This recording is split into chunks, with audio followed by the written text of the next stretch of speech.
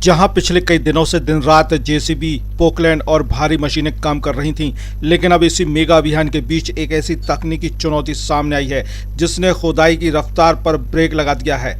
जैसे जैसे मशीनें और नीचे पहुंची, वैसे वैसे जमीन ने अपना एक नया राज खोल दिया।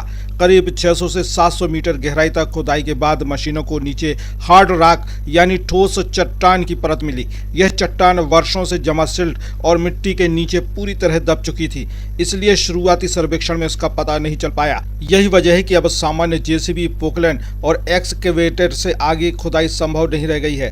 अब इस चट्टानी परत को हटाने के लिए चिसलिंग और जरूरत पड़ने पर कंट्रोल्ड ब्लास्टिंग करनी होगी। हालांकि ब्लास्टिंग कोई सामान्य प्रक्रिया नहीं है, इसके लिए संबंधित सक्षम प्राधिकरणों से अनुमति लेना अनिवार्य होगा। नगर निगम और पीडीएमसी की तकनीकी टीम ने इसकी प्रक्रिया शुरू कर दी है।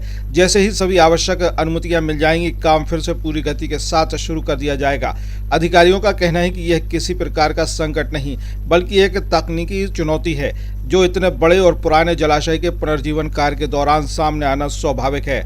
विशेषज्ञों का मानना है कि यदि चट्टानी परत को वैज्ञानिक तरीके से हटा गया तो भविष्य में इंटेक वेल तक पानी का प्रवाह और अधिक सुचारू होगा, जिसका सीधा लाभ सागर की जलापूर्ति व्यवस्था को मिलेगा।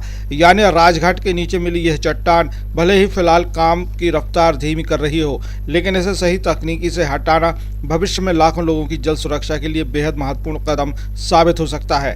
क्योंकि राजघाट सिर्फ एक जलाशय नहीं, सागर की जीवन रेखा है और इस जीवन रेखा को मजबूत बनाने का अभियान अभी जारी है। त्योहारों में स्पेशल ऑफर के साथ साहिल होंडा में आपका स्वागत है। अपने परिवार को दें प्यार और सुरक्षा का अनमोल उपहार एक नई होंडा बाइक या स्कूटर के साथ 14,000 तक जीएसटी का फायदा। सीमित स्टॉक, असुविधा से बचने के लिए बुकिंग कराएं और अपनी मनपसंद होंडा को घर ले जाएं। कम डाउन पेमेंट, आसान फाइनेंस सुविधा, साथ में अनेकों उपहार। इस त्योहार को बनाएं यादगार। होंडा का होगा हाथ तो जुड़ जाएंगी खुशियां आपके साथ। तो पधारो हमारे होंडा साहब जी।